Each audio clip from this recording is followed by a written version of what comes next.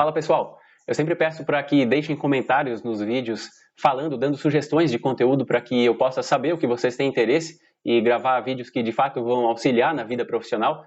E eu costumo acompanhar essas listas então e ir gravando de acordo com esse interesse. O que tem mais interesse, o que tem mais pedidos eu vou gravando primeiro e o que eu vejo mais necessidade também. Mas o vídeo de hoje é uma encomenda do pessoal do nosso suporte técnico da Brasiltec. Eles perceberam que está muito comum a instalação de DPS sem a devida proteção.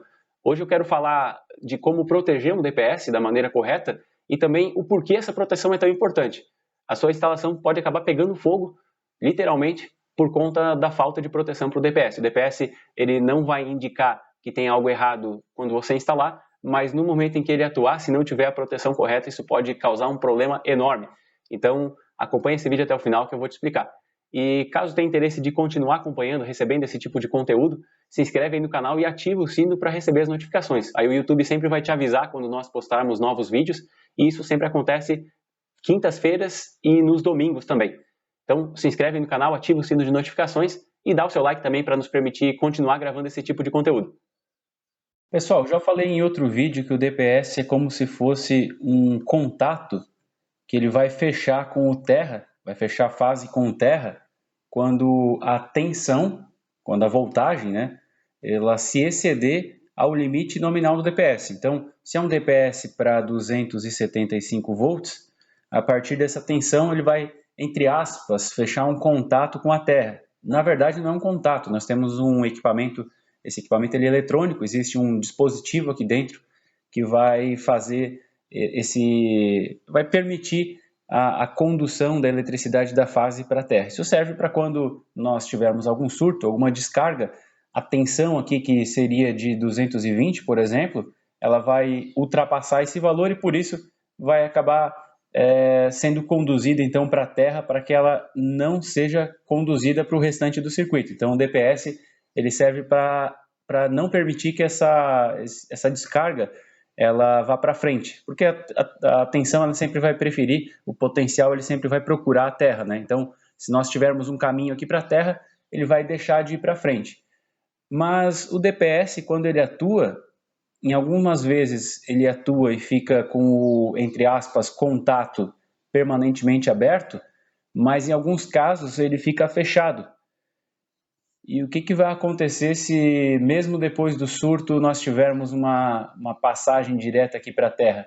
Isso aqui é um curto-circuito, né? É um curto-circuito não mais de 275 ou mais, né? Não vai ser mais o valor da tensão de descarga, mas sim com o valor da rede, né? Da tensão da rede. Então, se aqui nessa fase nós temos 220, é um curto-circuito com 220 volts direto para a Terra. Isso aqui a corrente ela vai tender ao infinito, né? Lógico, os condutores, o próprio aterramento aqui tem uma resistência, então vai ser limitado por conta disso, mas é um curto-circuito.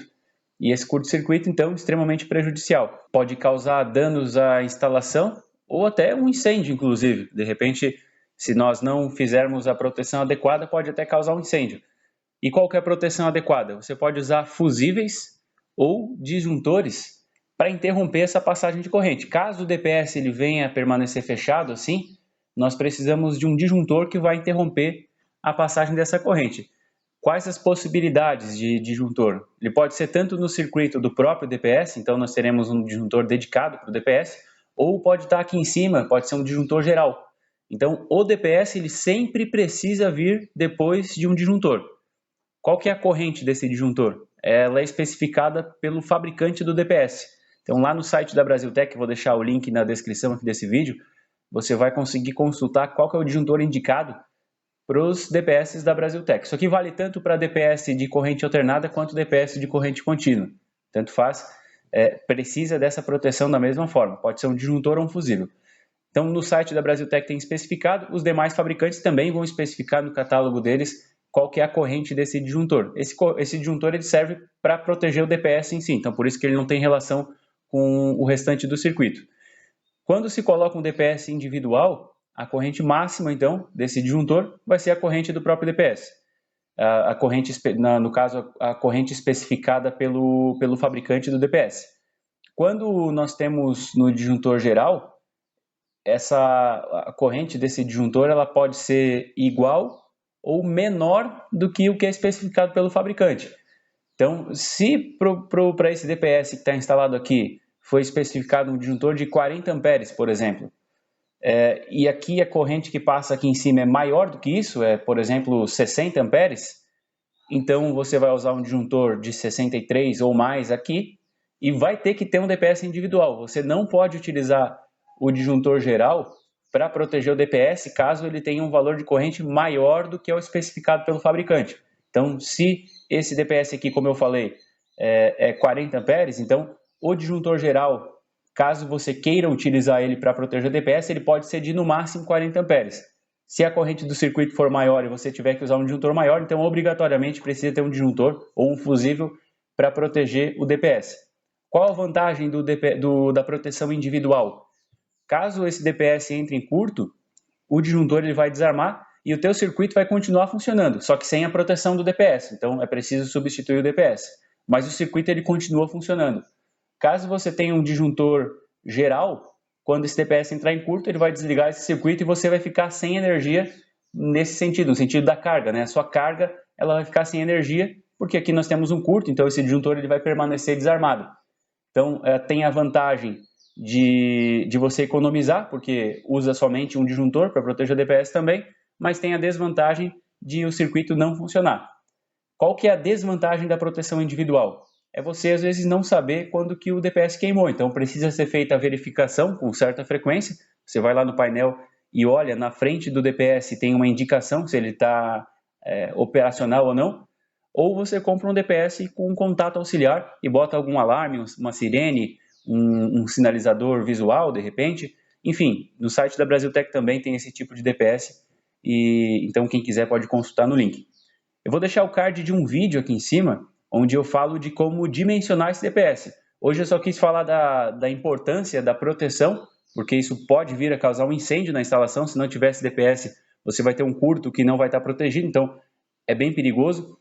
Tenha proteção individual no DPS, seja com disjuntor ou com fusível. Então essa foi a mensagem desse vídeo, mas caso você queira aprender a calcular o DPS, a dimensionar o DPS correto, acesse esse outro vídeo que eu falei, que lá eu explico direitinho. Outra coisa muito importante aqui, além da proteção, é instalar da maneira correta no quesito cabo de aterramento. Ele precisa ser o mais curto possível, então se possível não dê muitas voltas com esse cabo de terra aqui, deixe ele mais curto possível e utilize terminais, caso você esteja com cabos, caso você tenha feito a instalação com cabos flexíveis. Utilize terminais, porque o desfilamento desses cabos flexíveis pode acabar fazendo com que a conexão fique prejudicada e vai ser um ponto quente na instalação. Lembrando que o disjuntor ele desarma com aquecimento, mas o aquecimento do bimetálico do próprio disjuntor. E isso acontece quando a corrente é alta ou quando a temperatura ambiente é alta. Mas ele não vai desarmar da maneira adequada se a fonte de calor for na conexão. A fonte de calor na conexão, ela vai sim esquentar o bimetálico, mas vai demorar demais para aquecer até o ponto de desarmar o disjuntor. Então ele não é feito para desarmar quando a conexão está ruim. Ele é feito para desarmar quando a corrente está alta, e isso vai causar uma elevação na temperatura do bimetálico dele, e isso sim vai desarmar. Então tomem cuidado, utilizem terminal, tanto no disjuntor quanto no DPS, façam as conexões da maneira adequada e não deixem de proteger o DPS. Esse é o tipo de conexão que a pessoa que instala não percebe que fez errado, porque o DPS ele só vai atuar quando precisar, né? Mas aí o cliente ele acaba ficando com prejuízo depois, caso venha ter algum problema relacionado a curto-circuito ou mesmo a deformação dos componentes quando eles precisam atuar e precisam conduzir uma corrente mais alta. Esse vídeo acaba por aqui. Se você gostou, deixa o like aí para nos permitir continuar gravando esse tipo de conteúdo. Se inscreve aí também e ativa o sino de notificações para não perder nada.